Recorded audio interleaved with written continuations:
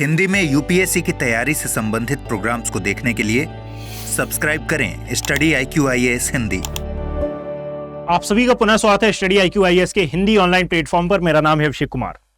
वर्तमान में जलवायु परिवर्तन और वैश्विक तापन ऐसे मुद्दे हैं जिनको यदि कंट्रोल नहीं किया गया तो ह्यूमन खतरे में आ सकते हैं, अर्थात मानव समाज इससे निपटने के लिए अभी पर्याप्त रूप से तैयार नहीं है। यह बात कही जाती है।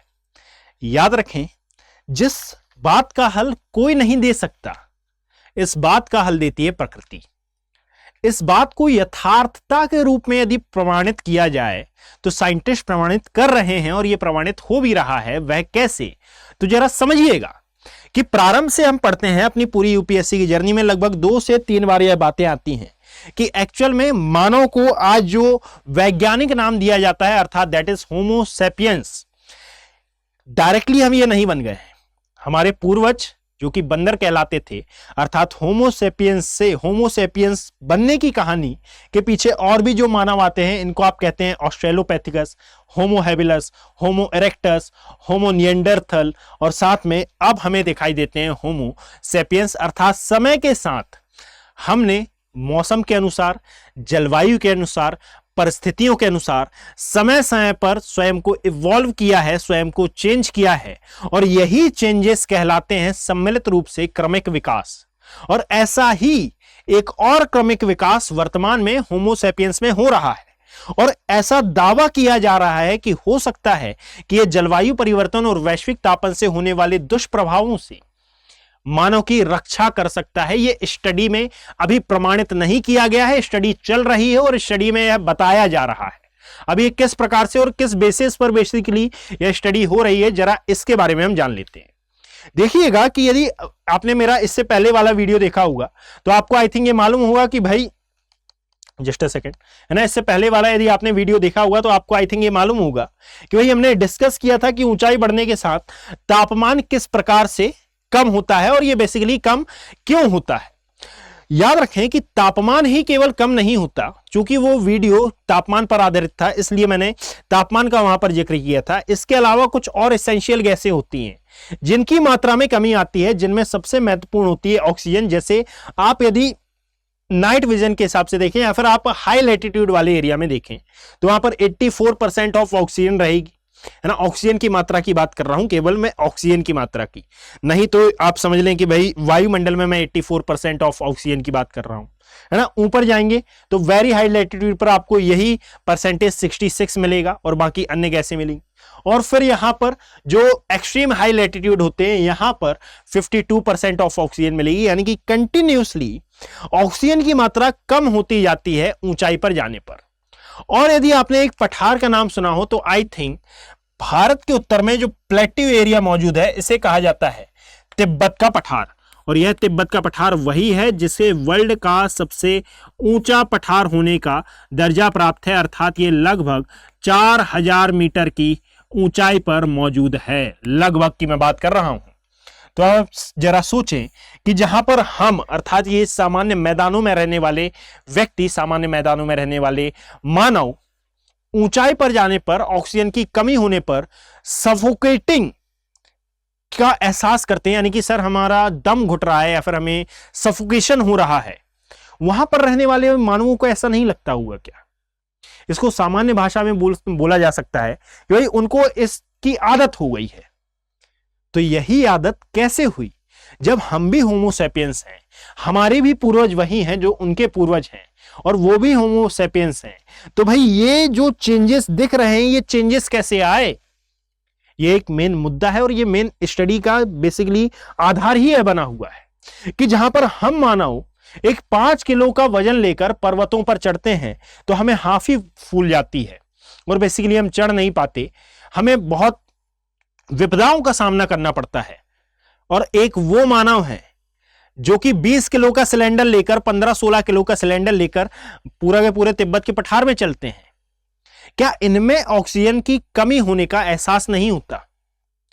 होता है, परंतु याद रखें जो स्टडीज हैं उन स्टडीज के अनुसार यह दावा किया जा रहा है कि अभी भी जो मानव हैं ये इवॉल्व हो रहे हैं। ये तिब्बतियन प्लेट्यू पर रहने वाले एक मानव हैं, ये लगातार इवॉल्व हो रहे हैं और कंटिन्यूसली इसमें इवोल्यूशन देखा जा रहा है।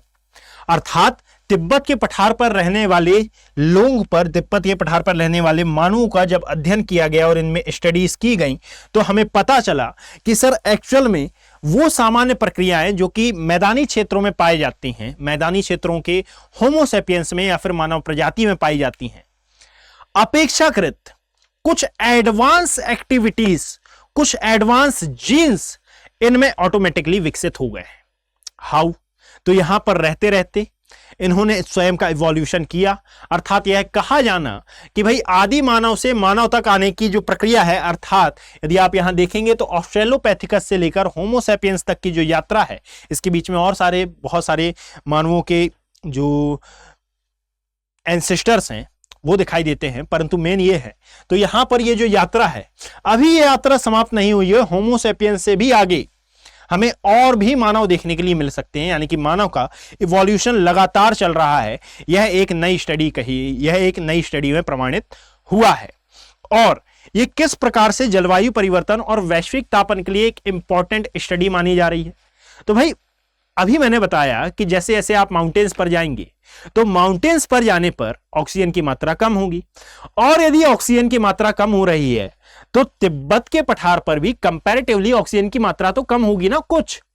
और इसीलिए जब यहां का मानव कम ऑक्सीजन में सरवाइव कर पा रहा है, दैट मींस जलवायु परिवर्तन और वैश्विक तापन से होने वाला जो दुष्प्रभाव है, अर्थात कार्बन डाइऑक्साइड की मात्रा जैसे जैसे बढ़ रही है, पेड़ों का जैसे जैसे विनाश हो रहा है और ऑक्सीजन की मात्रा जैसे जैसे घट रही है, तो ह्यूमन इवॉल्व हो रहा है कम ऑक्सीजन में भी जीवित रहने के लिए, ऐसा दावा किया गया है। परंतु यह स्टडी कहीं ना कहीं एक नेगेटिव पॉइंट है। और नेगेटिव पॉइंट कैसे है? क्योंकि यदि यह स्टडी सफल हो जाती है तो भाई अभी कॉन्फ्रेंस ऑफ पार्टीज है ना, जितनी भी होती हैं जो कि बायोडायवर्सिटी को बचाने के लिए है ना और क्लाइमेट चेंज के लिए की जाती हैं, इनको तो एक प्रकार से बढ़ावा मिल जाएगा कि भाई ह्यूमन तो इवॉल्व हो रहा है ना। यदि हम मान लीजिए इंडस्ट्रियलाइजेशन करते हैं, ग्रीन हाउस गैसों का ज्यादा उत्सर्जन करते हैं, तो ह्यूमन तो इवॉल्व हो रहा है, वो कम ऑक्सीजन में भी जीवित रहने के लिए तैयार है। और यदि ऐसा हो गया, दैट मींस जो हमने पेरिस समझौता किया है, जितने भी मॉन्ट्रियल प्रोटोकॉल हमने बायोडायवर्सिटी को बचाने के लिए किए हैं, इनका फेल होना तो लगभग तय हो गया, क्योंकि ह्यूमन इवॉल्व हो रहा है। सभी को आंसर मिल गया। जितने भी डेवलप्ड नेशन हैं, जितने भी विकसित देश हैं, वो बोलेंगे ह्यूमन इवॉल्व हो रहा है, तो कोई जरूरत नहीं है क्लाइमेट चेंज और ग्लोबल वार्मिंग को रोकने की। तो ये एक विपदा भी बनी हुई है।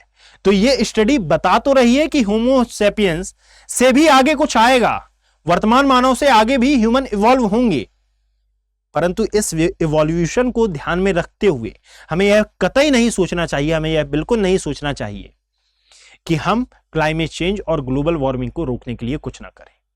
यह वीडियो आपके लिए इंपॉर्टेंट इसलिए क्योंकि जब आप पृथ्वी पर जीवन का विकास पढ़ते हैं तो वहां पर इसको भी, ये जो करंट स्टडीज हो रही हैं, इनको भी आप ऐड ऑन करना ना भूलें।